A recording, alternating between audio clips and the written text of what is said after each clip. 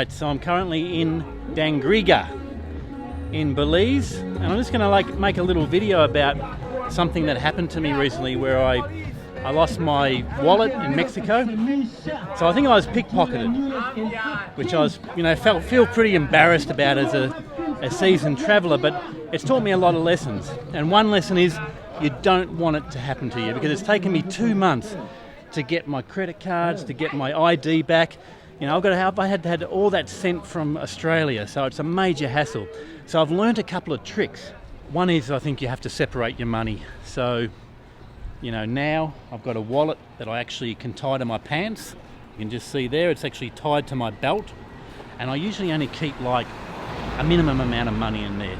Money I'm willing to lose. So if someone does pull a knife on me or something, I can actually just give them that and I'm fine, there's no problem. So keep your money separate. Really keep, items like your passport, like your credit cards, you lose them, it's a major hassle. So keep them separate too. I now have 2 credit cards. I keep both those credit cards separate. So if I do lose one credit card, it's not a problem. I can actually rely on the other one. Because believe me, I learned a lot of lessons.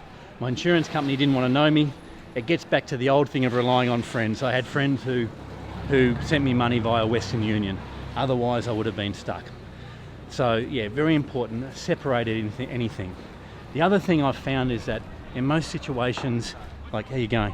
In most situations, people who are going to steal from you are pretty gutless themselves, and they're going to do it the easiest way they possibly can. That means usually coming from behind. So always watch your back. If you're walking through a dangerous neighbourhood, always be watching to see if someone's following you. So I normally don't really get scared when I'm wandering around, but recently I did have an experience of fear. I was in a town that I didn't know, very poor town, a lot of poor people around. The history of this area, my skin colour is not all that popular, and it was interesting. And I don't think we fully understand the way things work. I think there's energies and there's everything's made up of atoms, and I really think people can smell fear, and like animals can be aware of fear. So I think the way you sort of carry yourself is very important, and it's important not to be fearful, and to not to understand that if you're putting that out there, you could be attracting it. And yeah, there you go. I'm going to finish up there.